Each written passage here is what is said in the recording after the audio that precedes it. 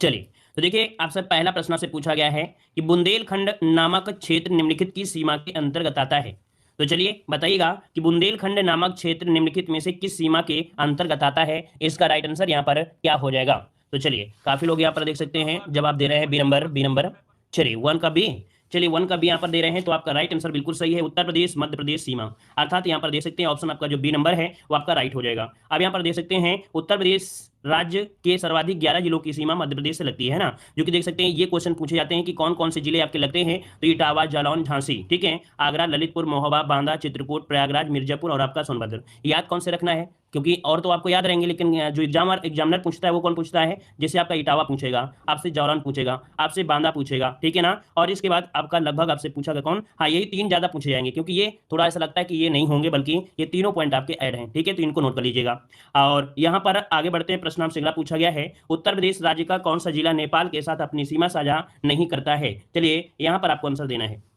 तो चलिए यहाँ पर उत्तर प्रदेश का कौन सा राज्य कौन सा जिला है जो नेपाल के साथ सीमा साझा नहीं करता है। पीलीभीत, श्रावस्ती, सीतापुर या महाराजगंज, कौन सा आंसर बनेगा।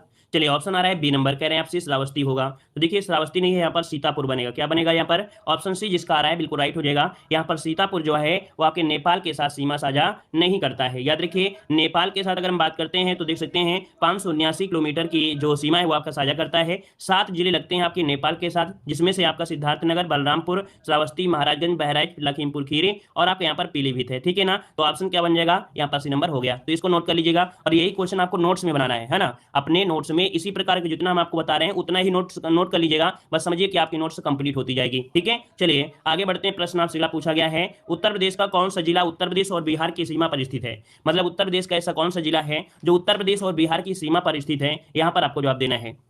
चलिए यहाँ पर देख सकते हैं ऑप्शन आ रहा है 3 का डी। चलिए देखिए यहाँ पर दिया गया है बलिया, तो आपका आंसर बिल्कुल सही है, यहाँ पर आपका आंसर बलिया हो जाएगा। ये बलिया जो आपका है उत्तर प्रदेश और आपके किसे, तो आपके यहाँ पर बिहार के साथ सीमा यहाँ पर बनाता है। क्लियर है, इतना पॉइंट तो आपको याद रहेगा, ठीक है। चलिए आगे बढ़ते हैं। हाँ देखिए यहाँ पर बिहार राज्य की सीमा पर जो आपके 7 जिले अर्थात बिहार राज्य से भी 7 जिले आपके लगे हैं। तो यहाँ पर देखिए कौन कौन से है, तो देखिए कैसे कभी कभी ये क्वेश्चन पूछता है कि दक्षिण से उत्तर का क्रम बताइए, दक्षिण से उत्तर का क्रम पूछता है नीचे से ऊपर के लिए। तो देखिए आपका कौन हो जाएगा, नीचे सबसे पहले सोनभद्र मिलता है, फिर ऊपर चंदौली, उसके ऊपर गाजीपुर, फिर बलिया, देवरिया, कुशीनगर और आपका महाराजगंज, है ना। और ये आपके नेपाल से भी टच करता है। तो ये क्रम आपको याद रख लेना है, जो कि आपका लिखा भी है दक्षिण से उत्तर के क्रम में, इनको याद रखिएगा। आगे बढ़ते हैं, क्वेश्चन आपसे अगला पूछा गया है, उत्तर प्रदेश के निम्नलिखित में से किस शहर में राजकीय कला एवं शिल्प महाविद्यालय अर्थात government college of art and craft स्थित है। ये जो कॉलेज है आपके कहां पर स्थित है, यहाँ पर जवाब दीजिए। 4 का ऑप्शन आ रहा है ए नंबर। तो देखिए आपका जवाब बिल्कुल सही है, आपके कहां पर है, लखनऊ में है भाई। कहां पर है, तो ये आपके लखनऊ में है। देखो लखनऊ से क्वेश्चन बनते हैं, तो लखनऊ से यहाँ पर कुछ आपके जो पॉइंट है उनको नोट करिएगा, क्योंकि यही पॉइंट आपके एग्जाम में पूछे जाते हैं और ज्यादा कुछ नहीं पूछा जाता है। प्रीवियस ईयर का मतलब ये नहीं होता है कि वही सेम टू सेम क्वेश्चन आ जाएगा। प्रीवियस ईयर क्वेश्चन का मतलब होता है कि उससे रिलेटेड जो भी क्वेश्चन बन सकते हैं वो क्वेश्चन आपके आ सकते हैं, ठीक है। प्रीवियस ईयर का मतलब ये होता है। तो देखिए यहाँ पर दिया है संस्थान और आपके संगठन, तो आयुर्वेद रिसर्च सेंटर कहां पर है, तो आपके लखनऊ में। सेंट्रल ड्रग, तो ड्रग रिसर्च आपके कहां पर है, लखनऊ में। भारतीय नाटक अकादमी कहां पर है, आपके लखनऊ में। उत्तर प्रदेश संगीत नाटक अकादमी लखनऊ हो जाएगा। राज्य ललित कला अकादमी, जो कि बहुत आईएमपी बहुत बार पूछा गया है, तो आपके लखनऊ में। भातखंडे संगीत संस्थान आपके लखनऊ में, है ना। मोतीलाल नेहरू संग्रहालय लखनऊ में, ठीक है। और अगला आपसे यहाँ पर दिया है उत्तर प्रदेश भाषा संस्थान, तो आपके लखनऊ में। संजय गांधी स्नोत्तर आयुर्वेद संस्थान आपके लखनऊ में। एपीजे अब्दुल कलाम प्राविधिक विश्वविद्यालय आपके लखनऊ में। अर्थात ये जितने भी थे आपके कहां पर हैं, तो आपके लखनऊ में थे, ठीक है ना। चलिए आगे बढ़ते हैं, प्रश्न आपसे अगला पूछा गया है, निम्नलिखित में से कौन सा देश उत्तर प्रदेश राज्य के साथ एक अंतरराष्ट्रीय सीमा साझा करता है। अर्थात आपको बताना है अंतरराष्ट्रीय सीमा साझा करता है, तो बिल्कुल इजी है, क्योंकि आप लोगों ने बहुत बार पढ़ा है। तो आपका आंसर हो जाएगा बी नंबर, नेपाल के साथ, ठीक है। ऑप्शन हो जाएगा बी नंबर, नेपाल के साथ। अभी हमने बताया भी है कि 7 जिले जो आपकी नेपाल के साथ है, लखीमपुर खीरी, बहराइच, श्रावस्ती, बलरामपुर, सिद्धार्थनगर, महाराजगंज, है ना, ये नेपाल के साथ है। देखो बार बार जब पढ़ेंगे ना तो आपको रट जाएंगे, बार बार जब पढ़ेंगे तो तुरंत आपको रट जाएंगे। अगला क्वेश्चन दिया गया है, उत्तर प्रदेश राज्य निम्नलिखित में से कौन सा जिला इस राज्य के अन्य जिलों से घिरा हुआ है, यानी किसी भी अन्य राज्य या देश के साथ सीमा साझा नहीं करता है। अब आपको यह बताना है कि किसी भी अन्य राज्य या देश के साथ सीमा साझा नहीं करता है, और यहां पर आपको जवाब दीजिए, आपका 6 नंबर में आपका राइट क्या हो जाएगा। तो देखिए यहाँ पर देवरिया है, हरदोई है, ललितपुर है और आपका सहारनपुर भी है। तो देखिए आपका हरदोई दे रहे हैं, हरदोई, लेकिन इसका राइट आंसर जो आपका बनेगा वो क्या बनेगा, हरदोई, बिल्कुल सही है आपका जवाब आया है। याद रखिए उत्तर प्रदेश का हरदोई जिला है किसी अन्य राज्य या देश के साथ सीमा साझा नहीं करता है। अन्य राज्य मतलब जैसे एमपी हो गया, बिहार हो गया, इनसे सीमा साझा नहीं करता और ना ही अंतर्राष्ट्रीय सीमा बनाता है। तो हरदोई जिसके पूर्व में क्या है, सीतापुर है। याद रखिए ये भी क्वेश्चन बन जाता है। हरदोई के पूर्व में क्या है, सीतापुर है ना। पश्चिम में क्या है, फरुखाबाद। उत्तर में लखीमपुर खीरी है ना। तो ये भी पॉइंट आपको याद रखिएगा, ठीक है। चलिए, और यहाँ पर शाहजहांपुर दक्षिण में उन्नाव व लखनऊ जिलों से घिरा हुआ है, ठीक है। चलिए आगे बढ़ते हैं। क्वेश्चन दिया गया है उत्तर प्रदेश के निम्नलिखित में से कौन सी जिले की सीमा मध्य प्रदेश के साथ सीमा साझा नहीं करती है। मध्य प्रदेश की बात किया गया है, तो देखिए यहाँ पर मध्य प्रदेश के साथ सीमा साझा नहीं करती है, नहीं करती है इलाहाबाद, मिर्जापुर, इटावा और आपका अलीगढ़। कौन सा आंसर बनेगा? चलिए, 7 का आंसर आ रहा है आपका डी नंबर, अर्थात एमपी के साथ जो सीमा साझा नहीं है वो आपका अलीगढ़। आंसर आपका यहाँ पर डी नंबर हो जाएगा, अलीगढ़ हो जाएगा। देखिएगा उत्तर प्रदेश के इलाहाबाद, मिर्जापुर, आगरा, इटावा, झांसी, ललितपुर, जो आपका बांदा होता है ना, चित्रकूट, सोनभद्र, ये जिले मध्य प्रदेश के साथ सीमा साझा करते हैं, याद रखिएगा, ठीक है ना। जबकि उत्तर प्रदेश के अलीगढ़, सहारनपुर, शामली, गौतम बुद्ध नगर, मथुरा, ये सभी जिले हरियाणा राज्य के साथ सीमा साझा करते हैं, ठीक है। तो इसका भी स्क्रीनशॉट लीजिएगा और नोट्स बनाइए। अगला क्वेश्चन दिया गया है उत्तर प्रदेश की भौगोलिक सीमा सर्वाधिक राज्यों को स्पर्श करती है, निम्नलिखित में से कौन सा राज्य इनमें से शामिल नहीं है। इनमें से कौन सा आपका शामिल नहीं है, तो चलिए यहां पर बताइएगा। तो आपका उत्तराखंड, उड़ीसा, मध्य प्रदेश और झारखंड, सिंपल सी बात है। आपका आंसर क्या हो जाएगा 8 नंबर में, तो यहां पर बी हो जाएगा। आपके उड़ीसा से संपर्क नहीं है आपकी यूपी का, है ना, ऑप्शन बन जाएगा बी नंबर। आगे बढ़ते हैं। क्वेश्चन आपसे दिया गया उत्तर प्रदेश में कुल कितने जिले हैं, तो भाई उत्तर प्रदेश में कुल कितने जिले हैं। देखो जो क्वेश्चन हमें पता है कि आपको आता है तो उसमें टाइम हम लॉस नहीं करेंगे। अदर चैनल की तरह नहीं है कि भाई जो क्वेश्चन है तो उसमें सब लोग कमेंट करते रहेंगे, है ना, तो ऐसा नहीं है। जो आता है आप लोगों को हमें पता है तो उसको हम तुरंत स्किप करेंगे। तो ऑप्शन क्या हो जाएगा, यहाँ पर बी हो जाएगा, 75 जिले हो जाएंगे और आपके 18 मंडल हैं, ठीक है, याद रहेगा। आगे बढ़ते हैं। क्वेश्चन दिया गया है उत्तर प्रदेश राज्य की सीमा अन्य कितने राज्यों को स्पर्श करती है। उत्तर प्रदेश की सीमा अन्य कितने राज्यों को स्पर्श करती है, यहां पर आंसर आपका क्या हो जाएगा। तो देखिए 2016 में क्वेश्चन पूछा गया था 10 नंबर में और इसका आंसर आपका यहां पर डी नंबर 9 हो जाएगा। हमने आपको बताया था कि 9 आपके यूपी पीसीएस मेंस में भी क्वेश्चन आपका 9 ही सही किया गया था, ठीक है। चलिए आगे बढ़ते हैं। क्वेश्चन आपसे अगला पूछा गया है यार उत्तर प्रदेश राज्य की सीमाएं कितने राज्यों के साथ लगी हैं, यहां पर मतलब एनसीटी को छोड़कर। अब यहां पर आपसे दे दिया भाई कि केंद्र शासित प्रदेश को छोड़ दीजिए, तो आप सिंपल सी जवाब बताइए क्या हो जाएगा। चलिए यहां पर आपका आंसर क्या हो जाएगा, कह रहा है एनसीटी को छोड़कर। इसका मतलब आपका यहां पर सी होना चाहिए, 8 होना चाहिए, है ना। तो यहां पर आपका आंसर क्या बनेगा, बी नंबर बनेगा या सी नंबर। देखो यहां पर आपसे ये दे दिया है साफ, एनसीटी को छोड़ कर दिया गया है, तो आपका आंसर यहां पर क्या होना चाहिए भाई, आपका 8 होना चाहिए। तो इसका आंसर आपका 8 होना चाहिए, आपका सी नंबर आपका, बल्कि इसमें से आपको बी दे दिया है, बी नहीं होगा। एनसीटी जब से बोल दिया है कि भाई उसको अलग करना है तो अलग करके आप लोग आंसर बताएंगे कि नहीं बताएंगे। चलिए अगला बताइए उत्तर प्रदेश में सबसे कम क्षेत्रफल वाला जनपद कौन सा है। सबसे कम क्षेत्रफल, और सबसे कम क्षेत्रफल किसका मिलता है, तो देखिए यहां पर गौतम बुद्ध नगर, ये तो होगा नहीं, लेकिन संत रविदास नगर यहां पर आंसर राइट हो जाएगा, ठीक है। हापुड़ तो ऑप्शन में नहीं दिया गया है ना, क्लियर है ना, क्लियर है। चले यहां पर आगे बढ़ते हैं। क्वेश्चन आपसे अगला पूछ, देखिए यहां पर दिया है संत रविदास नगर जो कि भदोही, है ना, ये इतना वर्ग है, तो इसका मतलब है कि आपका आंसर आपका डी हो जाएगा, ठीक है। आगे बढ़ते हैं। क्वेश्चन आपसे अगला पूछा गया है कि उत्तर प्रदेश राज्य का भारत में क्षेत्रफल की दृष्टि से कौन सा स्थान है। अब क्षेत्रफल पूछेगा तो आप तुरंत बता सकते हैं कि भाई क्षेत्रफल में आपको कौन सा स्थान है, तो आपकी यूपी का चौथा स्थान है। इनमें से यहाँ पर देख सकते हैं कि भाई जो आपका राजस्थान नंबर 1 में आता है, ठीक है, भारत में राजस्थान नंबर 1 में है, मध्य प्रदेश द्वितीय स्थान में, महाराष्ट्र तृतीय स्थान में, तो उत्तर प्रदेश कौन सा स्थान हो जाएगा, तो आपका चौथा स्थान हो जाएगा। आगे बढ़ते हैं। क्वेश्चन आपसे दिया गया है सूची फर्स्ट को सूची सेकंड से सम्मिलित करना है। यहाँ हिमालय की चोटियां हैं और आपसे राज्य पूछा गया है कि कौन सी चोटी आपकी कौन से राज्य में पड़ती है 14 नंबर में। तो चलिए इसका भी मिलान कर सकते हैं। देखिए नंगा पर्वत, नंगा पर्वत जो कि आपके जम्मू कश्मीर में है ना, यहाँ पर जम्मू कश्मीर। नंदा देवी आपके उत्तराखंड में है, तो आपका हो जाएगा कौन सा, अच्छा उत्तराखंड है तो आपका हो जाएगा यहाँ पर 3rd नंबर। और अगर पूछे कंचनजंगा, तो कंचनजंगा आपके कहां पर है, तो आपके सिक्किम में है। मतलब ऑप्शन जो आपका बनेगा वो बी नंबर हो जाएगा, 1 3 2 आपका आंसर बी नंबर राइट हो गया, क्लियर हो गया। आगे बढ़ते हैं। क्वेश्चन आपसे अगला पूछा गया है भारत में कौन सा राज्य सबसे अधिक पड़ोसी राज्यों की सीमा को स्पर्श करता है। अब यहां पर बताइए भारत का कौन सा राज्य है, देखो ये दिया है भारत, उत्तर प्रदेश नहीं दिया है, कह रहा है भारत का कौन सा राज्य है जो सबसे अधिक पड़ोसी राज्यों की सीमा को स्पर्श करता है। तो यहां पर आपका आंसर हो जाएगा उत्तर प्रदेश हो जाएगा। उत्तर प्रदेश है जो कि 9 राज्यों को स्पर्श करता है और एक केंद्र शासित, मतलब 8 राज्य और एक केंद्र शासित प्रदेश को स्पर्श करता है, ठीक है। वहीं पर आप देख सकते हैं जो कि आपके आदत जो दिए गए हैं वो आपके सब कुछ सामने दे दिया गया, तो इसका स्क्रीनशॉट आप लोग ले सकते हैं, ठीक है। उत्तराखंड 2 आपके, है ना, 2 राज्यों से, और हिमाचल प्रदेश 3 से, हरियाणा 4 से, राजस्थान 5 से, मध्य प्रदेश 6 से, तो इसको आप नोट कर सकते हैं। आगे बढ़ते हैं। प्रश्न आपसे अगला पूछा गया है, कह रहा आपसे प्रशासनिक व्यवस्था, उत्तर प्रदेश की प्रशासनिक व्यवस्था में पहला क्वेश्चन आपके सामने दिया गया है, उत्तर प्रदेश का राजकीय पुष्प निम्नलिखित में से कौन सा है। उत्तर प्रदेश का राजकीय पुष्प आपसे पूछा गया है। अब आप लोग बताइए कि आपका आंसर यहाँ पर क्या हो जाएगा। चलिए बहुत अच्छे, वेरी गुड। यहाँ पर ये सूरा का ऑप्शन आ रहा है डी नंबर, जिसे हम लोग प्लास कहते हैं। क्या कहते हैं इसे, तो हम लोग प्लास कहते हैं। ऑप्शन बनेगा आपका डी नंबर नंबर हो जाएगा। अब यहाँ पर जो पॉइंट दिए गए हैं तो इनको इसी प्रकार से नोट कर लीजिएगा कि उत्तर प्रदेश का जो राजकीय पशु है तो बारहसिंगा है, राजकीय पक्षी है तो सारस या क्रौंच कहते हैं, राजकीय वृक्ष की बात करें तो अशोक कहते हैं, राष्ट्रीय फूल पुष्प की बात करें तो पलाश या टेसु भी कहते हैं। देखिए यहाँ पर टेसु होगा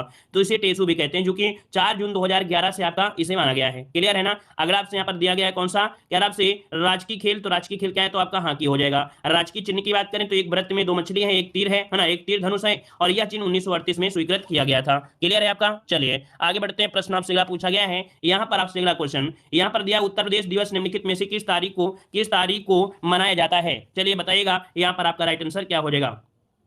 उत्तर प्रदेश दिवस निम्नलिखित में से किस तारीख को मनाया जाता है। चलिए यहाँ पर आपका आंसर राइट क्या हो जाएगा, सही जवाब देने का प्रयास करें। और इस क्वेश्चन को देखो हर एक एग्जाम में पूछा जाता है, चाहे छोटा एग्जाम हो चाहे बड़ा एग्जाम हो, है ना। तो देखिए आपका आंसर आ रहा है यहाँ पर डी नंबर, अर्थात आपका आंसर 24 जनवरी क्या बनेगा भाई, तो आपका आंसर हो जाएगा 24 जनवरी। ऑप्शन आपका डी नंबर यहाँ पर राइट हो जाएगा। ठीक है ना। अब देखिए यहाँ पर 24 जनवरी मनाने का कारण भी क्या है, तो उत्तर प्रदेश दिवस 24 जनवरी को मनाया जाता है। 24 जनवरी 1950 को संयुक्त प्रांत का नाम बदलकर उत्तर प्रदेश रखा गया था। ठीक है, तो ये पॉइंट आपको यहाँ पर नोट कर लेना है। ठीक है ना। देखो हमने बताया यूपी जीके की जो आपकी पीडीएफ है वो हमने थ्योरी और प्लस ऑब्जेक्टिव की अपने ऐप देव जीके ट्रिक में हमने अपलोड कर दिया है, तो हमारे ऐप से जुड़ सकते हैं, देव जीके ट्रिक ऐप से, वहां से आप पीडीएफ पा सकते हैं। ठीक है, ऐसे यहाँ पर पीडीएफ लेने से कमेंट ना करें। चलिए अगला क्वेश्चन आपसे दिया गया है, कह रहा है उत्तर प्रदेश को पहले संयुक्त प्रांत के रूप में जाना जाता था, इसे किस वर्ष उत्तर प्रदेश का नाम दिया गया। अब आप लोग बताइए कि उत्तर प्रदेश, देखिए क्वेश्चन आपके आरओ एग्जाम में पूछा गया, लोअर पीसीएस में पूछा गया, वीडियो एग्जाम में पूछा गया, हर जगह क्वेश्चन पूछा गया है। तो देखो उत्तर प्रदेश को पहले संयुक्त प्रांत के रूप में जाना जाता था, इसे किस वर्ष उत्तर प्रदेश का नाम दिया गया। आईएमपी क्वेश्चन है आपके एग्जामों के लिए। तो देखिए यहां पर 18 की अगर हम बात करते हैं तो ऑप्शन सी हो जाएगा 1950 को जाना गया, है ना। 1950 को ऑप्शन क्या हो जाएगा, यहां पर सी नंबर राइट हो जाएगा। ठीक है ना। याद रखिएगा 1937 वाला 7 से 37 7 से संयुक्त प्रांत, ऐसे याद रखिएगा 7 से 37 7 से संयुक्त प्रांत, तो ये भी आपको याद रहेगा। और इसके बाद आपका उत्तर प्रदेश आपका 24 जनवरी 1950 हो गया। हाँ, अब यहां पर पॉइंट आपको ये याद रखिएगा कि आपके 13 जिलों को काटकर आपका उत्तराखंड बनाया गया था, है ना। तो उत्तर प्रदेश दिवस 24 जनवरी को मनाते हैं। आगे बढ़ते हैं। क्वेश्चन दिया गया है, संयुक्त प्रांत से उत्तर प्रदेश के रूप में नाम बदलने के बाद उत्तर प्रदेश का पहला राज्यपाल कौन था। मतलब यहां पर संयुक्त प्रांत से जब उत्तर प्रदेश नाम दिया गया, है ना, तब उत्तर प्रदेश का पहला राज्यपाल इनमें से कौन हो गया, यहां पर जवाब दीजिएगा।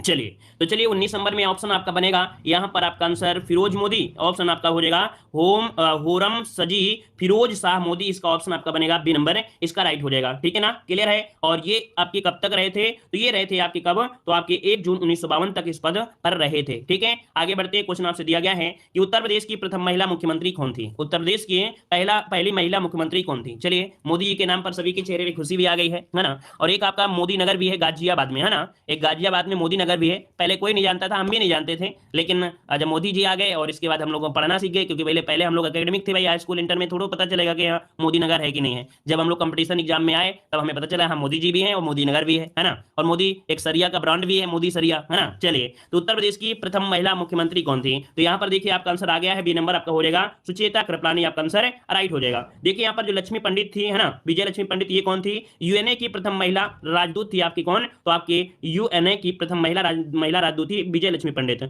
मायावती यूपी की दूसरी महिला मुख्यमंत्री थी। ठीक है, आगे बढ़ते हैं। क्वेश्चन आपसे दिया गया है, निम्नलिखित में से किसने उत्तर प्रदेश राज्य के राज्यपाल का पदभार कभी नहीं संभाला है, अर्थात राज्यपाल के पदभार को नहीं संभाला है किसने। 21 का ऑप्शन दीजिएगा। 21 की अगर हम बात करते हैं तो आप लोगों का राइट आंसर यहाँ पर क्या हो सकता है। चलिए बहुत अच्छे, वेरी गुड। देखिए 21 नंबर में काफी लोगों ने जवाब दिया है, यहां पर ये नंबर हो जाएगा श्री चंद्र भानु गुप्ता, कौन, श्री चंद्र भानु गुप्ता है, ऑप्शन ए नंबर इसका राइट हो जाएगा। वहीं पर आपके एचपी मोदी, है ना, देख लीजिए एचपी मोदी जी और फिर मिल गए, एचपी मोदी, कन्हैयालाल मणिकलाल मुंशी और आपके श्री बरगुलार रामकृष्ण राव, ये तीनों लोगों ने राज्यपाल का पद संभाला है। तो यहाँ पर इसका आप लोग स्क्रीनशॉट ले सकते हैं। और इसके बाद आगे बढ़ते हैं। क्वेश्चन आपसे दिया गया है, उत्तर प्रदेश राज्य में उर्दू को द्वितीय राजभाषा कब घोषित किया गया। उत्तर प्रदेश राज्य में उर्दू को द्वितीय राजभाषा कब घोषित किया गया। देखो हम प्रयास हमारा यही रहेगा कि आप लोगों को हर तरीके से मजबूत करें, चाहे वो प्रीवियस ईयर क्वेश्चन हो चाहे नए क्वेश्चन हो, है ना। अगर डेली क्लास लेते हैं तो आपको हम बता रहे हैं जितना हम सिलेबस पढ़ाएंगे, जितने टॉपिक हम कवर कराएंगे, हिंदी हो गया, जीके हो गया और आपके ग्रामीण परिवेश हो गया, आपको कभी दिक्कत नहीं होगा। ये सोचने की जरूरत नहीं पड़ेगी कि यहाँ इस चैनल पे गए हमको ये कंटेंट नहीं मिला है। ठीक है ना। तो चलिए देखिए आपका 22 नंबर की बात करते तो ऑप्शन सी हो जाएगा 1989, यहाँ पर जिसका ऑप्शन आ रहा है सी नंबर 1989 से उर्दू को द्वितीय राजभाषा का दर्जा दिया गया था। यहाँ पर देख सकते हैं एक पॉइंट दिया गया, प्रथम राजभाषा, है ना, प्रथम राजभाषा हिंदी अक्टूबर अक्टूबर 1947 से देवनागरी लिपि घोषित की गई थी। तो ये भी पॉइंट याद रखिएगा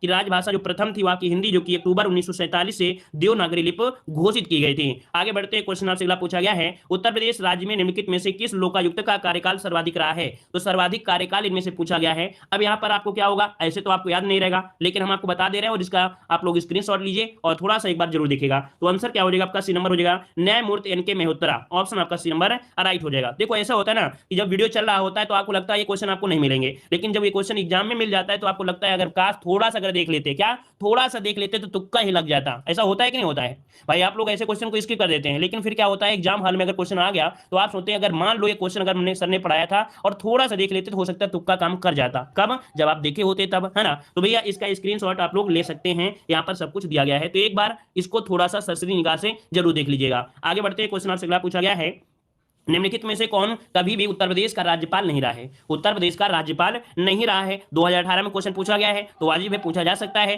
तो देखिए अब यहाँ पर 24 नंबर की हम बात करते हैं, तो ये हैं आपके कौन, एनडी तिवारी, ये आपके उत्तर प्रदेश के राज्यपाल नहीं रहे हैं। वहीं पर मोतीलाल वोहरा, वीवी गिर और आपके रोमेश भंडारी ये आपके राज्यपाल के पद पर रहे हैं। तो आपका ऑप्शन हो जाएगा पहले नंबर और इसका भी स्क्रीनशॉट ले सकते हैं। ठीक है, आगे बढ़ते हैं, क्वेश्चन आपसे अगला पूछा है, राम नाईक ने वर्ष में उत्तर प्रदेश के राज्यपाल के रूप में शपथ ली थी। तो भैया अब तो राम नाईक है नहीं है ना? अब कौन है आपके, आनंदी पटेल है, जो कि आपके उत्तर प्रदेश और आपके मध्य प्रदेश की संयुक्त रूप से हैं। कौन? आपके आनंदी पटेल। लेकिन इसके पहले जो आपके थे राम नाईक थे, इन्होंने शपथ ग्रहण जो किया था वो कब किया था ये तो आपको याद होना चाहिए, क्योंकि ये तो आपके जमाने की बात है ना? और आपके जमाने की बात तो आपको याद ही रहना चाहिए। अपने बच्चों को, अपने आने वाली पीढ़ी को बताओगे कि हमारे जमाने में राम नाईक रहते थे, जो कि आपके राज्यपाल थे, है ना? तो याद रखिए 2014 ऑप्शन आपका ए नंबर राइट हो जाएगा। ठीक है, आगे बढ़ते हैं, क्वेश्चन आपसे अगला पूछा गया है कि उत्तर प्रदेश राज्य कब अस्तित्व में आया? उत्तर प्रदेश राज्य कब अस्तित्व में आया? यहाँ पर आंसर को लॉक करना है 26 नंबर। तो चलिए भाई लॉक कर दीजिए जल्दी से, उत्तर प्रदेश कब आया था?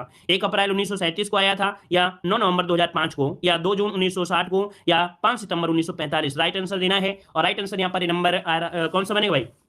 ए नंबर बिल्कुल सही है। अभी अभी हमने आपको बताया था कि आपके संयुक्त प्रांत जो था 1 अप्रैल 1937 को इसे ये को उत्तर प्रदेश राज्य अस्तित्व में आया था ना। 24 जनवरी को प्रतिवर्ष उत्तर प्रदेश दिवस मनाते हैं। चलिए आगे बढ़ते हैं, क्वेश्चन आपसे अगला पूछा गया है कि इनमें से कौन सा उत्तर प्रदेश में एक जिला नहीं है? भाई उत्तर प्रदेश में जिला पूछा गया है, अमेठी, बस्ती, मेरठ और आपका देहरादून। देहरादून से आप लोग परिचित हैं भाई, देहरादून से आप सभी लोग परिचित हैं, तो देहरादून आपका आंसर क्या होगा? सी नंबर हो जाएगा। कहोगे उत्तराखंड में है सर, तो आंसर क्या जाएगा? सी नंबर आपका राइट हो जाएगा। आगे बढ़ते हैं, क्वेश्चन आपसे अगला पूछा गया है, यहाँ पर अगला क्वेश्चन, अच्छा अगर पॉइंट आपसे ये पूछे कि उत्तराखंड जो आपका जिला बना था, उत्तराखंड जो जिला बना है ना, जो राज्य बना, उत्तराखंड जो राज्य बना था, तो उसमें आपका कब बना था? तो आपको डेट याद रखिए भाई, क्योंकि सन 2000 में 3 आपके राज्य अलग हुए थे, लेकिन डेट आपको याद रहेगा 9, है ना? तो 9 नवंबर को ये आपका विभाजित हुआ था। ठीक है, और आगे बढ़ते हैं, क्वेश्चन आपसे अगला पूछा गया है, निम्नलिखित में से कौन सा भाषा उत्तर प्रदेश की 2 राजभाषाओं में से एक है? तो भाई उत्तर प्रदेश की राजभाषाओं में है, तो एक आपकी यहाँ पर हिंदी और दूसरी आपकी कौन? तो आपके यहाँ पर ए नंबर हो जाएगा, उर्दू हो जाएगा, ए नंबर राइट हो जाएगा। ठीक है ना? अभी अभी हमने आपको पढ़ाया था कि उत्तर प्रदेश सरकार द्वारा 1989 में से अपनाया गया था। आगे बढ़ते हैं, क्वेश्चन आपसे अगला पूछा गया है, दिए गए विकल्पों में से गलत जिला मुख्यालय वाली जोड़ी का चयन करने। तो एक पॉइंट इसको भी नोट करिएगा कि याद रखिएगा कि लगभग जितने भी आपके जिले हैं उनका मुख्यालय वही है, लेकिन लगभग आपके 5-6 ऐसी जगह हैं जिनका मुख्यालय का नाम दूसरा है। ठीक है, मान लो जहां पर 2 ऑप्शन दिया गया है, कौन सा? 29 नंबर में। तो पहला पॉइंट जो आपका दिया गया है कि अमेठी का है गौरीगंज, सही दिया गया है। सोनभद्र का दिया है रॉबर्टगंज, ये भी सही दिया गया है ना? फिर यहां पर दिया गया है कौन सा भी ऑप्शन दिया गया है, कुशीनगर का पड़रौना है, भी सही है। कौशाम्बी का देरा है वैशाली। तो ये बताइए कौशाम्बी का है क्या? कौशाम्बी का है मंझनपुर है। तो इसका मतलब ये ऑप्शन क्या बन जाएगा? यहां पर आंसर बन जाएगा डी नंबर। तो इसका स्क्रीनशॉट ले लीजिएगा। और यही क्वेश्चन घुमा घुमा कर पूछे भी जाते हैं, और अदर नहीं पूछेगा, पूछेगा भाई कानपुर का, तो भाई कानपुर को क्या बताओगे? तो कानपुर बताओगे अकबरपुर माटी, है ना? अकबरपुर का जो कानपुर का है तो वो देहात में है ना? कानपुर देहात में अकबरपुर माटी है। लेकिन अदर जैसे भी आपके जितने भी हैं उन्हीं के नाम पर आपका पड़ा है। ठीक है, जो आपके उसके मुख्यालय हैं। आगे बढ़ते हैं, क्वेश्चन दिया है उत्तर प्रदेश का प्रथम राज्यपाल इनमें से कौन था? तो उत्तर प्रदेश का प्रथम राज्यपाल सिंपल सी बात है, आप लोग सभी लोग जवाब दे सकते हैं कि यहां पर आंसर आपका बन जाएगा बी नंबर है, सरोजिनी नायडू। यहां पर आंसर बी हो जाएगा, सरोजिनी नायडू। ठीक है ना? आगे बढ़ते हैं, क्वेश्चन आपसे अगला पूछा गया है, यहां पर देखो एक पॉइंट याद रखेगा, वीवी गिर भारत के चौथे राष्ट्रपति थे। कभी कभी ये डायरेक्ट क्वेश्चन आपसे पूछा जाता है कि भारत के चौथे राष्ट्रपति आपके कौन थे? तो चौथे राष्ट्रपति कौन थे? तो वीवी गिर थे, याद रखिए, नोट कर लीजिएगा पॉइंट। ठीक है, और यहां पर आगे बढ़ते हैं, क्वेश्चन दिया गया है यूनाइटेड प्रोविंस कब उत्तर प्रदेश बना? यहां पर आपको जवाब देना है यूनाइटेड प्रोविंस कब उत्तर प्रदेश में। देखिए आपका राइट आंसर यहां पर देखिए काफी लोग जवाब दे रहे हैं, आपका सी नंबर, मतलब यूनाइटेड प्रोविंस कब उत्तर प्रदेश बना था? तो ऑप्शन बनेगा यहां पर आपका सी नंबर 1950 में बना था। तो देखिए यहां से क्वेश्चन आपके 100% बनते हैं एग्जामों में। अभी आरओ एग्जाम हुआ था, वहां भी इसी से क्वेश्चन किया था। तो देखिए 1836 से उत्तर पश्चिम प्रांत ये उत्तर प्रदेश का नाम पड़ा था, है ना? 1870 से उत्तर पश्चिम प्रांत आगरा और अवध का संयुक्त प्रांत हुआ था। 1902 से आगरा एवं अवध का संयुक्त प्रांत कहा जाने लगा। 1937 से संयुक्त प्रांत कहा जाने लगा, जिसे यूनाइटेड प्रोविंस बोलते हैं। और उत्तर प्रदेश कब कहा गया, तो आपके 1950, अर्थात इस प्रकार से हम लोग कह सकते हैं कि 1950 ये संयुक्त प्रांत आपका उत्तर प्रदेश बन गया। क्लियर हो गया है, ये पॉइंट नोट करिएगा अपनी कॉपी में, इसी प्रकार से नोट करिए, क्योंकि यहाँ से क्वेश्चन बहुत पूछे जाते हैं। चलिए आगे बढ़ते हैं। क्वेश्चन आपसे अगला पूछा गया है, उत्तर प्रदेश राज्य का राज्य पक्षी कौन सा है। चलिए साथियों जवाब दीजिएगा, उत्तर प्रदेश का राज्य पक्षी इनमें से कौन सा है। 32 नंबर में राज्य पक्षी पूछा है तो आप लोग तुरंत जवाब देंगे। यहाँ पर आपका हो जाएगा सारस, मतलब ऑप्शन बनेगा यहाँ पर डी नंबर, यहाँ पर सारस हो जाएगा। ठीक है, यहाँ पर प्रत्येक चिन्ह आपको दिया गया है कि राज्य पशु क्या है तो बारहसिंगा, राज्य मछली क्या है तो चीतल है। याद रखिए, इसको नोट कर लीजिएगा, अगर आप लोग नहीं जानते हैं तो इसको नोट करिएगा। राज्य मछली क्या है तो राज्य मछली क्या हो जाएगा, चीतल हो जाएगा। राज्य पक्षी सारस जानते हैं, राज्य वृक्ष आप लोग अशोक जानते हैं, और पुष्प क्या है तो पलाश कहते हैं, और पलाश को हम लोग यहाँ पर ढाक भी कहते हैं। क्या बोलते हैं, ढाक भी कहते हैं, और इसे हम लोग टेसू के नाम भी जानते हैं। तो इस पॉइंट को भी नोट करिए, किसी भी नाम से आ सकता है। आप लोग पलाश या टेसू जानते हैं, और ढाक को भी पढ़ लीजिए। ढाक जिस पर हम फोकस कर रहे हैं उसी पर फोकस आपको भी करना है। अगला क्वेश्चन दिया गया है, उत्तर प्रदेश का राज्य पक्षी क्या है तो आपका जवाब हो जाएगा बी नंबर, यहाँ पर सारस हो जाएगा। अगला क्वेश्चन आपसे दिया गया है, निम्नलिखित में से कौन उत्तर प्रदेश का राज्य की पशु है। राज्य की पशु क्या है तो बारहसिंगा है। देखो ये बिल्कुल आ रहा है जो कि हमने अभी पढ़ा दिया है। ठीक है, ये पॉइंट आपसे दे दिया गया है। बच्ची सारस, वृक्ष आपका अशोक, राज्य चिन्ह। राज्य चिन्ह क्या होता है, एक व्रत होता है, उसमें दो आपकी मछलियां होती हैं, उसमें से क्या होता है धनुष और तीर होता है। ठीक है, और पुष्प हो गया पलाश। आगे बढ़ते हैं। क्वेश्चन आपसे अगला पूछा गया है कि किस शहर को अभी तक राष्ट्रीय राजधानी क्षेत्र में सम्मिलित नहीं किया गया है। चलिए बताइएगा कि किस शहर को अभी तक राष्ट्रीय राजधानी क्षेत्र में सम्मिलित नहीं किया गया है। जींद, करनाल, अलीगढ़ या मुजफ्फरनगर, इनमें से राइट आंसर बताइएगा। तो देखिए साथियों, इसका राइट आंसर क्या हो जाएगा, राइट आंसर हो जाएगा सी नंबर। यहाँ पर जो आपका अलीगढ़ है क्या हो जाएगा, अलीगढ़ हो जाएगा। याद रखिएगा, ऑप्शन बने आपका सी नंबर राइट हो जाएगा। ठीक है, चलिए यहाँ पर आगे बढ़ते क्वेश्चन दिया गया है, वर्तमान में उत्तर प्रदेश राज्य में कितने ग्राम पंचायत आपसे पूछा गया है। ग्राम पंचायत, जो कि ग्राम विकास अधिकारी में क्वेश्चन आपका पूछा भी गया था। ठीक है ना, लेकिन आपका जो सर्वे हुआ 2019 में, ठीक है, सर्वे हुआ 2019 में, उसके अकॉर्डिंग कितना हो गया है। तो यहाँ पर आपको मैक्सिमम वाला आंसर लगाना है। क्या, मैक्सिमम वाला आंसर लगाना है, जो कि ऑप्शन डी हो जाएगा। आप देख सकते हैं 17 अक्टूबर 2019 के लगभग आपके इतने आपके ग्राम पंचायत हो गए थे। ठीक है, चलिए आगे बढ़ते हैं। क्वेश्चन दिया गया है कि स्वतंत्र भारत में उत्तर प्रदेश के प्रथम विधानसभा अध्यक्ष कौन थे। स्वतंत्र भारत के उत्तर प्रदेश के प्रथम विधानसभा अध्यक्ष की बात कर रहा है, तो आप लोगों का आंसर यहाँ पर क्या हो जाएगा, राइट। चलिए यहाँ पर देखिए 37 नंबर में आपका जवाब आ रहा है ए नंबर, तो आपका आंसर यहाँ पर हो जाएगा पुरुषोत्तम दास टंडन। क्या हो जाएगा भाई, पुरुषोत्तम दास टंडन, जिनका ऑप्शन आ रहा है बिल्कुल राइट हो जाएगा, पुरुषोत्तम दास टंडन हो जाएगा। क्लियर है, चलिए आगे बढ़ते हैं। क्वेश्चन आपसे अगला पूछा गया है, यहाँ पर दिया गया है कि ब्रज भाषा बोलने वाले का घर किस क्षेत्र में आता है। अर्थात जो ब्रज भाषा बोलता है, जो ब्रज भाषा बोलता है उसका घर जो आता है कहां पर आता है, ये बताइए कौन से क्षेत्र में होगा। 38 नंबर में चलिए निचली दोआब, मतलब क्या होगा, निचली दोआब होगा। ऑप्शन क्या बनेगा, बी नंबर हो जाएगा, निचली दोआब बनेगा। क्लियर है, चलिए आगे बढ़ते। क्वेश्चन आपसे दिया गया है, देखिए यहाँ पर जो आपका है आगरा, धौलपुर, मथुरा, मैनपुरी, एटा, हिंडौन है ना, हिंडौन सिटी निचली दोआब के ब्रजभाषा क्षेत्र में बोली जाती है। अर्थात ये जो ब्रजभाषा क्षेत्र है निचली दोआब में, ये आपके शहर आपके आ जाते हैं। आगे बढ़ते क्वेश्चन आपसे अगला पूछा गया है, उत्तर प्रदेश का प्रथम लोकायुक्त इनमें से कौन था। उत्तर प्रदेश का प्रथम लोकायुक्त कौन था साथियों, यहाँ पर जवाब दीजिएगा। तो चलिए देखिए, उत्तर प्रदेश का प्रथम लोकायुक्त की अगर हम बात करते हैं तो चलिए सभी का जवाब आ रहे हैं, है ना। देखो हम सबका यहाँ पर देख के चल रहे हैं ताकि सभी का जवाब आ रहा है या नहीं आ रहा है ना। चलिए यहाँ पर देखिए ऑप्शन डी होगा, यहाँ पर विशंभर दयाल। याद रखिएगा कि जो आपके विशंभर दयाल है, ऑप्शन क्या बनेगा, डी नंबर आपका हो जाएगा। ये उत्तर प्रदेश के प्रथम लोकायुक्त थे। और देखो प्रथम वाली जो चीज होती है वो आपकी हमेशा पूछी ही जाती है ना, ये हमेशा पूछी ही जाती है। चलिए आगे बढ़ते हैं। क्वेश्चन आपसे अगला पूछा गया है, उत्तर प्रदेश लोक सेवा न्यायाधिकरण किस वर्ष स्थापित हुआ था। चलिए बताइएगा, उत्तर प्रदेश लोक सेवा न्यायाधिकरण किस वर्ष स्थापित हुआ था।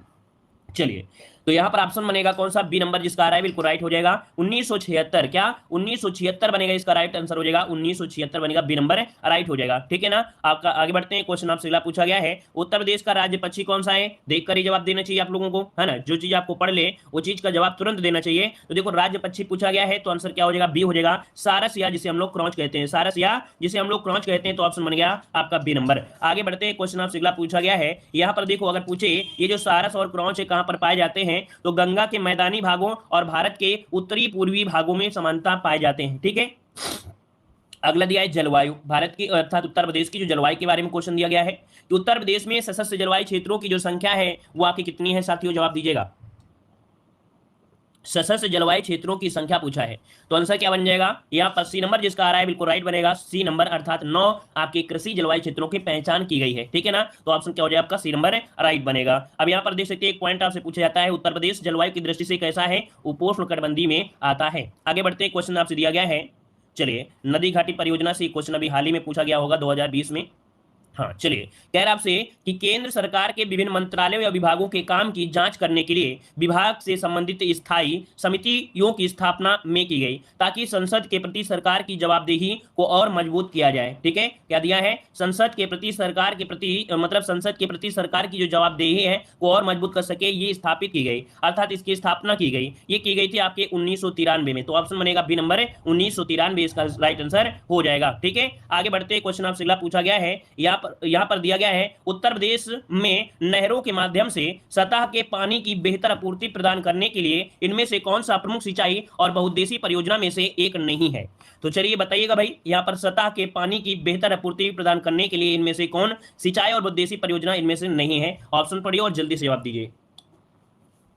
चलिए 44 नंबर में, 44 की अगर हम बात करते हैं तो आपका आंसर आ रहा है यहाँ पर आपका ए नंबर, वर्षा जनक। क्या, वर्षा जनक लगभग सभी का भी आ चुका है, तो ऑप्शन हो जाएगा आपका ए नंबर, आपका हो जाएगा ए नंबर। ठीक है, आगे बढ़ते हैं, क्वेश्चन आपसे अगला पूछा गया है, कह रहा है उत्तर प्रदेश राज्य में परीक्षा बांध किस नदी पर बनाया गया है। परीक्षा बांध पूछा गया है, परीक्षा बांध किस नदी पर बनाया गया है, यहाँ पर जवाब दीजिएगा। साथ ही वीडियो को लाइक से जरूर करते रहिएगा। इसका ऑप्शन हो जाएगा सी नंबर, ये आपकी बेतवा नदी पर है। किसमें, बेतवा नदी, ऑप्शन क्या हो जाएगा आपका सी नंबर हो जाएगा। देखो काफी लोग कह रहे हैं नोटिफिकेशन नहीं आता है, इसीलिए हम कहते हैं कि आप लोग हमारे टेलीग्राम से जुड़ जाइए, क्योंकि टेलीग्राम में जैसे हम वीडियो डालेंगे वो आपके पास नोटिफिकेशन पहुंच जाएगा। ठीक है, तो हमारा टेलीग्राम है देव जी के ट्रिक, तो देव जी के ट्रिक में जुड़ जाइए, क्योंकि क्लासें हमने बहुत ज्यादा दे दिया है, इसलिए नोटिफिकेशन टाइम में नहीं आते हैं। ठीक है, क्लियर है। चलिए आगे बढ़ते हैं, क्वेश्चन आपसे अगला पूछा गया है, यहां पर देखिए अगला क्वेश्चन कि उत्तर प्रदेश राज्य में टेहरी बांध परियोजना किस देश के सहयोग से पूरी की जा रही है। देखिए टेहरी बांध परियोजना पूछा गया है, अब बताइए जल्दी से कि आपका जवाब क्या हो जाएगा।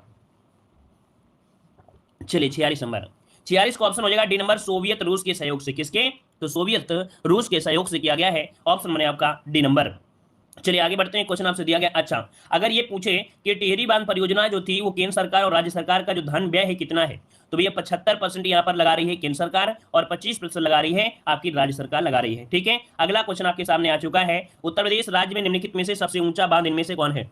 उत्तर प्रदेश का सबसे ऊंचा बांध पूछा गया है, तो चलिए जवाब दीजिएगा। चलिए तो देखिए 47 का ऑप्शन बन जाएगा, यहां पर आपका बी नंबर है, रामगंगा बांध है, ऑप्शन बनेगा बी नंबर है, रामगंगा बांध है, ऑप्शन बन जाएगा बी नंबर हो जाएगा।